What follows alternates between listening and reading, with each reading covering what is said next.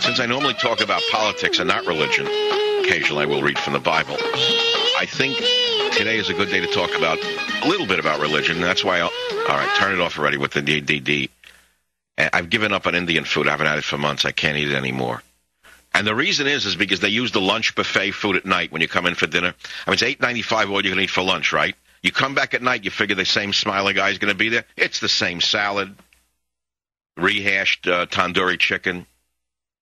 You're better off buying a Safeway chicken for $8.95 and heating up potatoes. Anyway, so to go back to the religion thing, I asked the question, if you were one religion and then went into another and then went back to your original religion, why? It's an interesting, it's a transition a lot of people go through. Does it matter? I mean, is it an interesting question to you? I would think it is if you listen to another person talk about it, like you were born Jewish and you became this, then you went back to Judaism, or you're born Christian, you became this, then you went back to that. Why? Why'd you do that?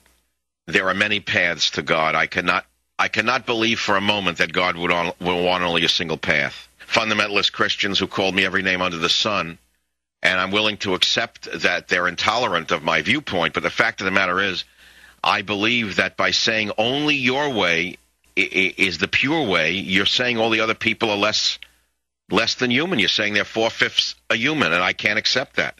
I also respect people who are atheists. I think they're wrong. I think they're gambling, and they're going to be found out to be wrong at the end of the road. I certainly can't prove it. If I could, I would. But again, I've been attacked for this. I guess I didn't expect it to happen again today, but it was inevitable that it would if I bring up religion. I may as well give you my religious perspective for whatever it's worth. It's one man's opinion. I want you to take a pencil in your head, and I want you to draw a circle. Can you do that? Draw that circle in your head?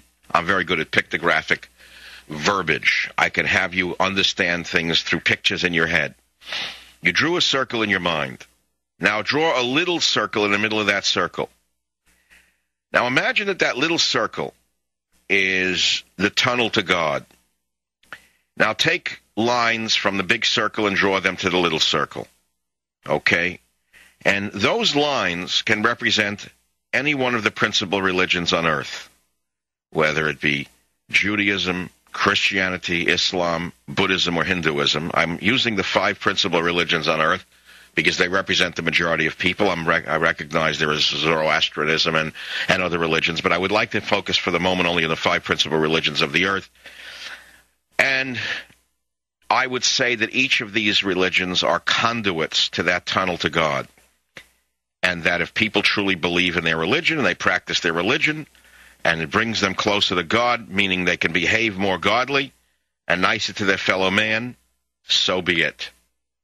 Okay, here's what's on michaelsavage.com. Over 1.2 million unique visitors every month and growing. From the Investors Business Daily, they read the health care bill, and they said it didn't take too long to run into an uh-oh moment when they looked at it, because the House health care bill makes individual private medical insurance illegal. They read it. You didn't. Pelosi's lying. Read her lips. From the Hill, Blue Dog Democrats threaten to kill the health care bill. Yeah, sure, I'll believe it when I see them do it. Go Blue Dogs. A hospital is suing the state of Massachusetts over universal care. Why? The state's costly universal health care law is forcing the hospital to cover too much of the expense of caring for, you guessed it, illegal aliens and the poor. Byron York, Washington Examiner, says the Republicans missed their chance with Sotomayor because she was involved in litigation of the Puerto Rican Legal Defense and Education Fund. Oh, really? From the Atlanta Journal-Constitution, a quick-thinking 83-year-old man foiled a home invader when he escaped bondage and shot the bandit, rescuing his wife, son-in-law, and a 10-year-old girl.